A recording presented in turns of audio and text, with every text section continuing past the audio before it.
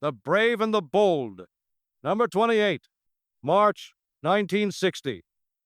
The Justice League of America. 7 major heroes banded together as one. Flash, Green Lantern, Wonder Woman, Aquaman, Superman, Batman, and John Jones, the Martian Manhunter, unite against all threats to justice, whether from space, sea, or Earth. While patrolling the Atlantic coast, Aquaman is alerted by Peter the pufferfish transmitting thoughts directly to him. The fish recounts witnessing a strange event, a giant alien starfish descending from the sky and diving into the sea. This creature, Starro, reveals its mission, searching across space for a world with intelligent life. Starro selects 3 local starfish and transforms them into replicas of itself, declaring them its deputies in a plan to conquer Earth.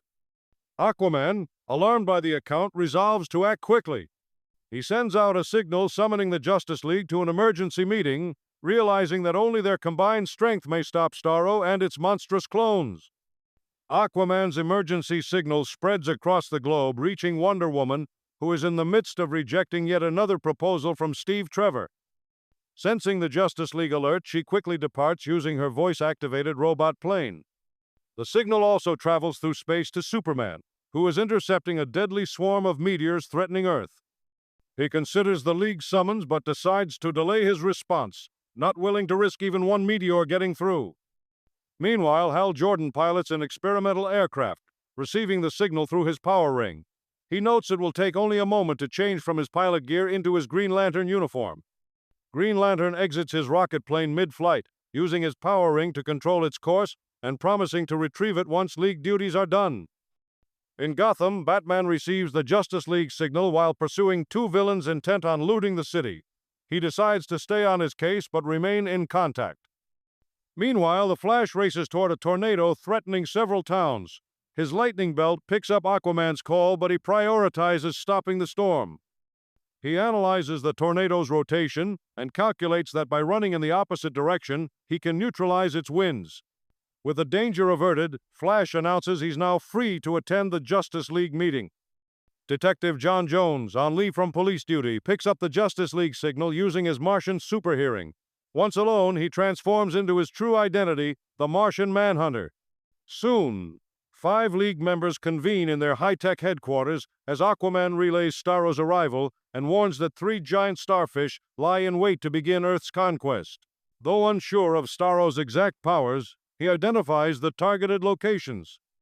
Flash, acting as League chairman, assigns missions based on the location of each creature. Aquaman agrees to resume sea patrol in case more starfish emerge, vowing to report any findings.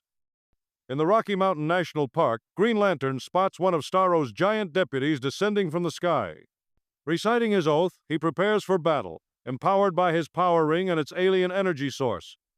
Nearby, a U.S. Air Force jet crew spots the flying creature and reacts with disbelief, mistaking it at first for a saucer or giant bird. Realizing it's alive and massive, they hesitate, stunned.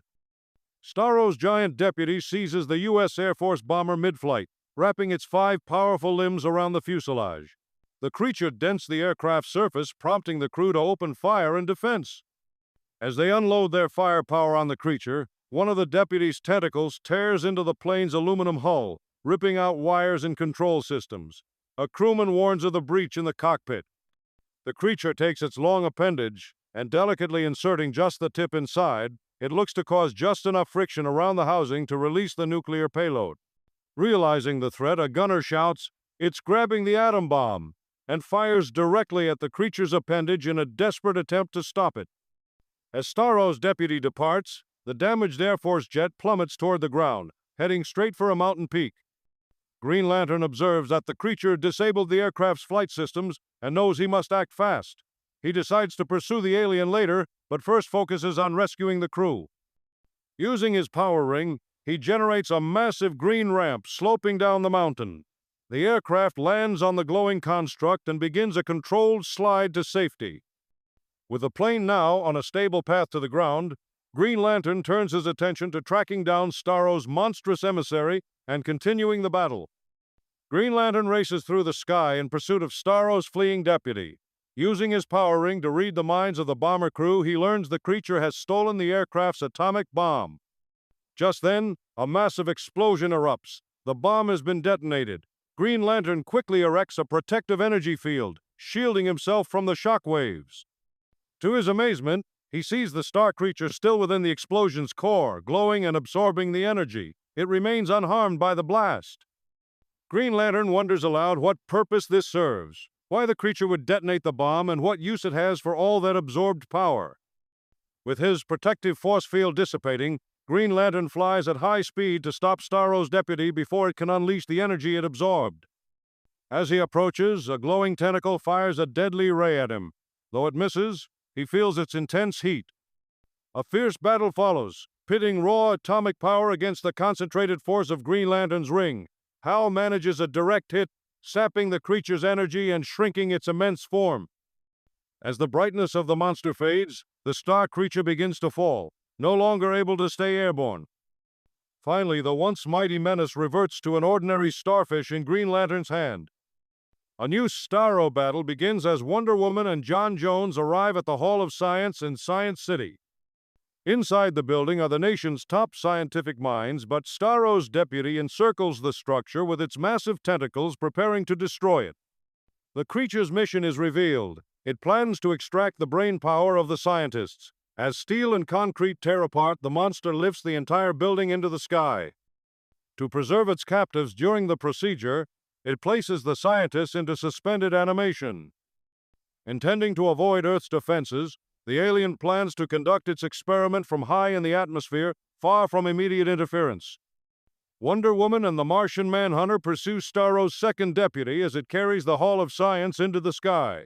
Prioritizing the safety of the scientists, the duo springs into action. Wonder Woman attempts to force the creature to release its grip using her golden lasso, while John Jones searches for a weapon. She loops her lasso around one of Starro's tentacles, but the creature's power is overwhelming. Its strength yanks her off her robot plane. Wonder Woman somersaults in midair and lands atop the Hall of Science, determined to recover and face the star creature head-on. She braces for a renewed confrontation, now aware of the enemy's immense physical force. While Superman tackles the larger meteors, Martian Manhunter spots a smaller swarm and redirects them using his super breath. He drives them straight at the airborne Starro deputy, which is still dragging the Hall of Science. The meteor barrage forces the creature to flee faster, causing a window frame to catch fire from the speed. Weak against flames, John struggles but quickly adapts, using his Martian lung power to create a massive suction that draws in distant storm clouds. Heavy rain soon follows, extinguishing the fire and restoring his strength. With the immediate threat neutralized, Wonder Woman and Martian Manhunter prepare to launch a direct assault on the star creature to rescue the scientists. Starro's second deputy sends a telepathic warning to Wonder Woman and Martian Manhunter before launching powerful atomic rays at them. Declaring that its nuclear-charged body can disintegrate any living thing, it unleashes its attack. Wonder Woman blocks the deadly beams with her Amazonian bracelets, deflecting them with precision. Meanwhile, John Jones quickly tears a lead panel from the Hall of Science's rooftop, used to shield atomic experiments inside, and uses it to protect himself from the radiation. The lead absorbs the nuclear energy, allowing him to survive the assault and stay in the fight. Wonder Woman tries a new tactic, lassoing her robot plane instead of the star creature itself. She commands it to dive at full speed, creating tension in the lariat. The sudden pull snaps one of Starro's tentacles, freeing the Hall of Science from its grip. At incredible speed, the plane rockets earthward, with Wonder Woman clinging to the taut lasso, guiding the falling structure to safety.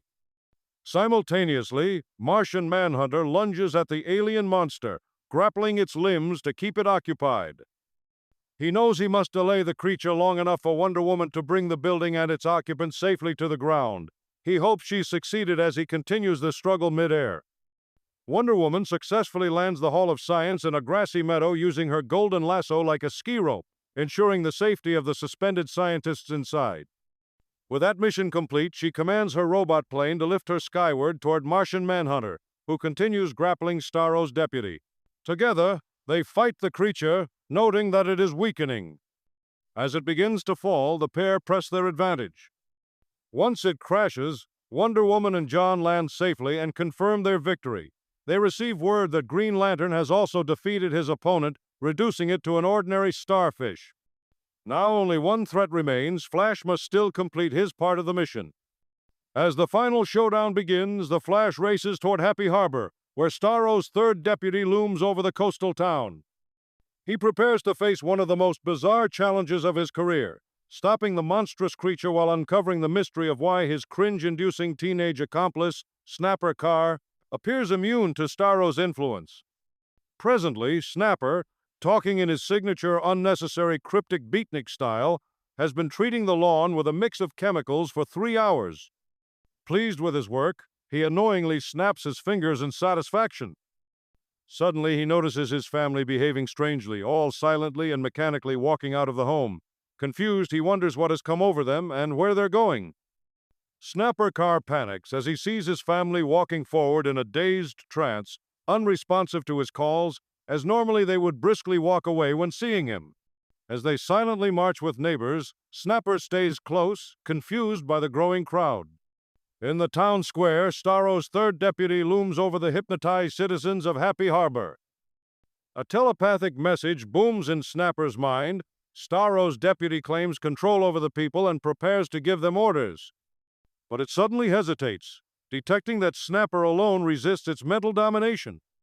Identifying him as a threat, the creature fires a deadly atomic beam from one of its tentacles, aiming directly at the young bystander, hopefully scoring a mortal hit. As Starro's atomic beam targets Snapper Carr, the Flash races in and, tragically, saves Snapper just in time, narrowly beating the blast by inches. Several miles away, the two discuss the situation back in Happy Harbor. Flash asks why Snapper wasn't affected like the others, but the teen can't explain it.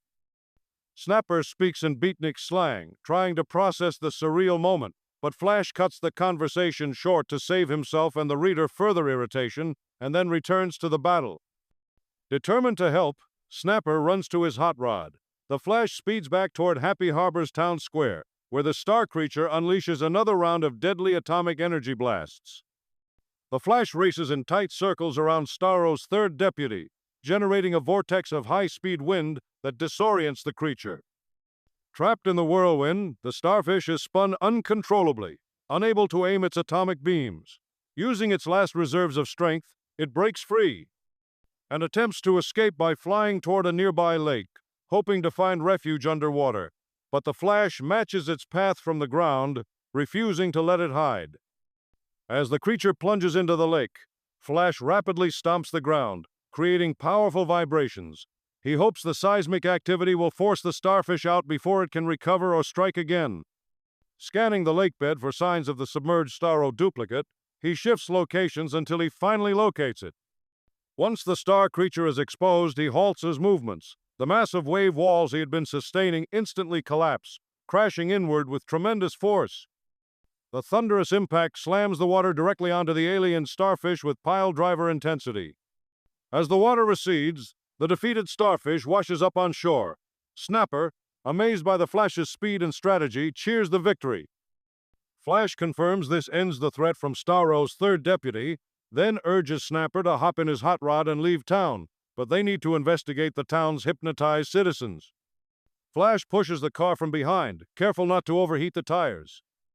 Snapper notices his family has come out of their trance, likely freed when Starro's creature was knocked out.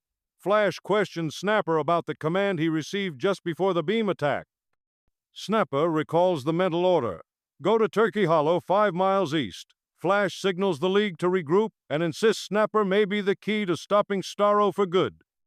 As Flash and Snapper race toward Turkey Hollow, the real Starro awaits, believing its plan is nearly complete.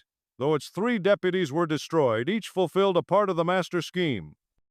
The first absorbed atomic energy, the second acquired the scientist's knowledge, and the third demonstrated Starro's ability to dominate human minds. Convinced that the Earth is now his, Starro plans to force humans to detonate their nuclear weapons so it can absorb the radiation and gain power for interstellar conquest. Declaring this its first test of planetary control, Starro believes its success here proves it can move on to rule other worlds, and eventually the universe. Responding to Flash's call, Wonder Woman and Martian Manhunter speed towards Starro and are joined by Aquaman and Green Lantern. Green Lantern takes the lead, confident his power ring can overcome the alien. But as he approaches, Starro strikes him with a mental beam, probing his thoughts. Lantern realizes Starro has discovered his weakness, his ring's ineffectiveness against yellow, and has altered its color to resist him. The rest of the Justice League surges forward, ready to fight. Flash notes that Starro's latest beam missed him and also had no effect on Snapper. Puzzled, Barry Allen begins to suspect Snapper's immunity may be key. Flash instructs Green Lantern to use his power ring as a spectroscope to analyze Snapper, while Wonder Woman and Martian Manhunter keep Starro distracted. The ring scan reveals Snapper is coated in calcium oxide, lime. Snapper recalls using lime on his lawn earlier that day. Aquaman notes that oystermen use quicklime to repel starfish that threaten oysters. Flash and Green Lantern realize that lime is the key to resisting Starro's powers.